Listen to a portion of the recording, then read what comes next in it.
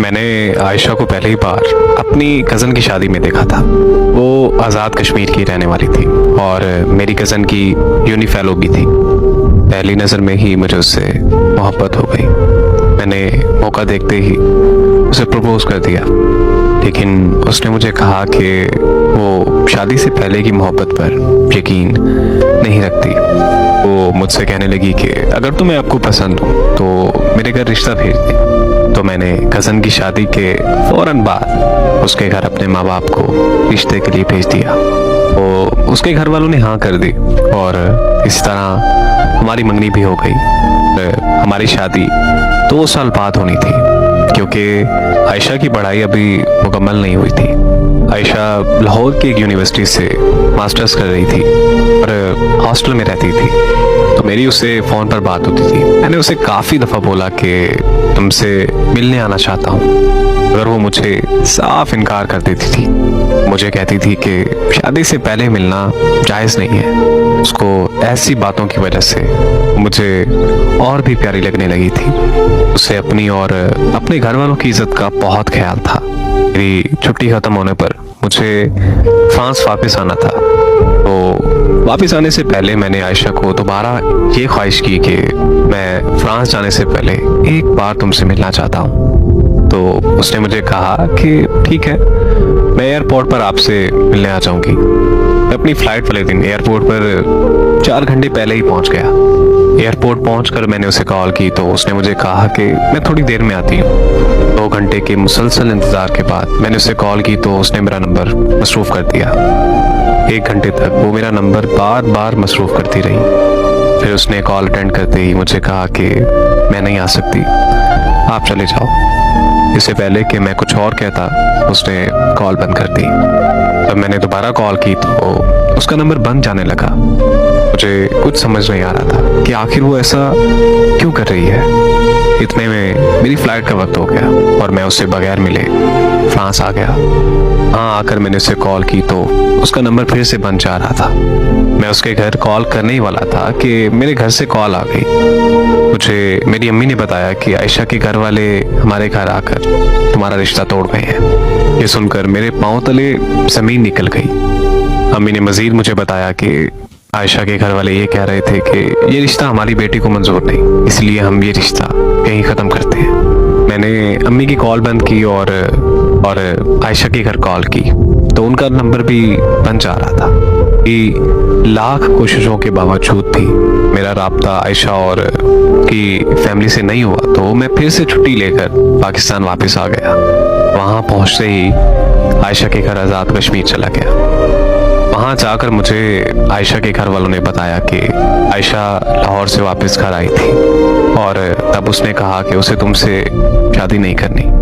हमने उससे वजह भी पूछी थी, अगर उसने कहा कि मैं जहर खाकर मर जाऊंगी लेकिन वहाँ शादी नहीं करूंगी, इसलिए हमने आप लोगों के साथ रिश्ता तोड़ दिया। उसके बाद वो 2 दिन घर रही और फिर वापस लाहौर चली गई। मगर फिर हमें पता चला कि वो लाहौर पहुंची ही नहीं। हमने उसे बहुत ढूंढा मगर उसका कुछ पता नहीं है। मैं ये सब सुनकर और भी तकलीफ में चला गया, क्योंकि मेरे अंदर बहुत सारे सवाल पैदा हो चुके थे। कि आखिर उस दिन वो एयरपोर्ट पर क्यों नहीं आई और फिर उसने अचानक मुझसे मंगनी क्यों तोड़ी और अब अचानक कहाँ गायब हो गई है। मैं अपने इन्हीं सवालों के जवाब जानने के लिए अपनी कज़न से मिलने लाहौर चला गया, जो उसकी बेस्ट फ्रेंड हुआ करती थी और आयशा की यूनिवर्सिटी फेलो भी रह चुकी थी। मेरी कज़न ने मुझे बताया कि आयशा यूनिवर्सिटी में एक लड़के से बहुत ज़्यादा प्यार करती है, मगर वो लड़का आयशा के साथ मुखलिस नहीं था। मैंने ये बात आयशा को समझाई थी कि वो लड़का तुमसे प्यार नहीं करता, मगर वो इस बात को समझने तक वो अपना सब कुछ गंवा बैठी थी। प्रेग्नेंट होने का सुनकर उस लड़के ने आयशा को छोड़ दिया।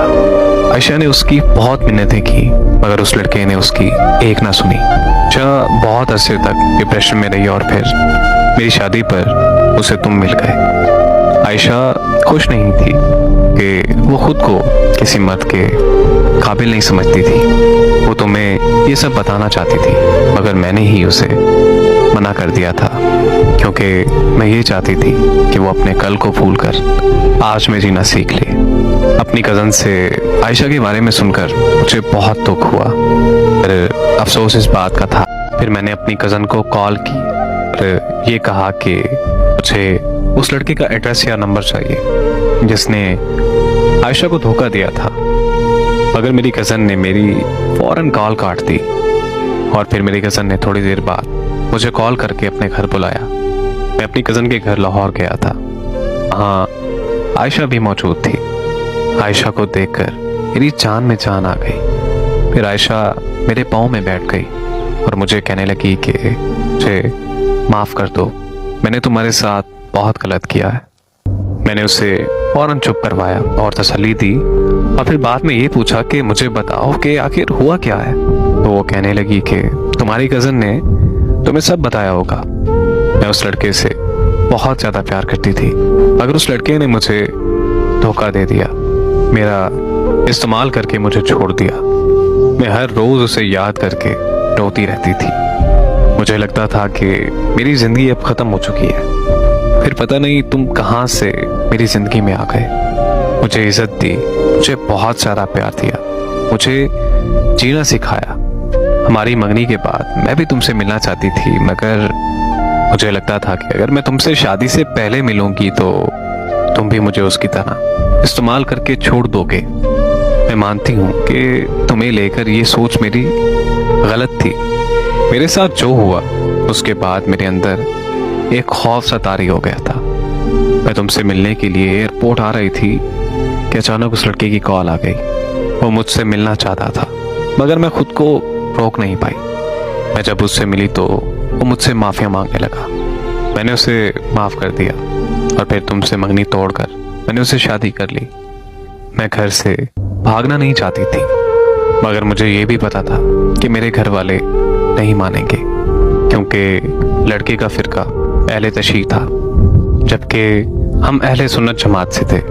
आयशा की ये सारी दास्तां सुनकर मेरे पास कहने को कुछ नहीं बचा था। वहाँ से निकलते वक्त आयशा ने हाथ जोड़कर दरख्वास्त की कि मैं कभी किसी से उससे होने वाली मुलाकात का जिक्र नहीं करूं। आयशा से मिलकर मुझे इश्क से और आयशा से बेहद नफरत हो गई थी। फिर मैंने 1 महीने के अंदर घर वालों की मर्जी से शादी कर ली और अपनी बीवी को लेकर फ्रांस वापस आ गया। मगर मुझे अंदाज़ा नहीं था कि जिस मोहब्बत का मैं इख्तिताम कर आया हूँ उस मोहब्बत का अंजाम अभी बाकी है। 3 महीने बाद मेरी कज़न की कॉल आई और उसने कहा कि आयशा तुमसे बात करना चाहती है। मगर मैंने अपनी कज़न से यह कहकर कॉल बंद कर दी कि मुझे अब उससे कोई बात नहीं करनी। अगले दिन फिर कज़न की कॉल आ गई और उसने कहा कि मैं उसकी ये कॉल सुनते ही पाकिस्तान के लिए रवाना हो गया। कज़न ने मुझे कॉल करके बताया कि ये सच है कि आयशा की ज़िंदगी में एक लड़का आया था जो आयशा को प्रेग्नेंट कर छोड़ गया था, मगर वो लड़का आयशा की ज़िंदगी में दोबारा कभी नहीं आया। बल्कि जिस दिन आयशा ने तुमसे मिलने एयरपोर्ट पर आना था उसी दिन आयशा को पता चला कि उसे कैंसर है और उसकी कैंसर की आखिरी स्टेज चल रही है। उस दिन मैं आयशा के साथ ही थी। वो बहुत रोई, मगर अपने लिए नहीं, तुम्हारे लिए, क्योंकि वो जानती थी कि तुम उसकी मौत का सदमा बर्दाश्त नहीं कर पाओगे। आयशा को कैंसर अबॉर्शन ठीक ना होने की वजह से हुआ था। अबॉर्शन के बारे में किसी को पता ना चले, वो सब कुछ छोड़कर मेरे घर आकर रहने लगी। और तुमसे आयशा ने सच इस वजह से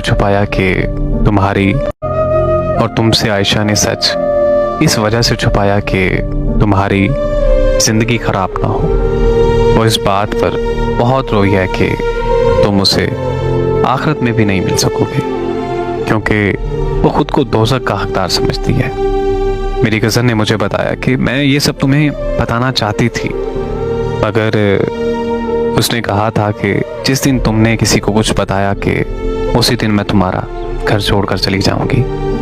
लेकिन अब वो अस्पताल में अपनी ज़िंदगी की आखिरी सांसें ले रही है। शायद अब उसके घर वापस आने की उम्मीद भी ख़त्म हो गई है। इसीलिए मैंने आज सबको सच बता दिया।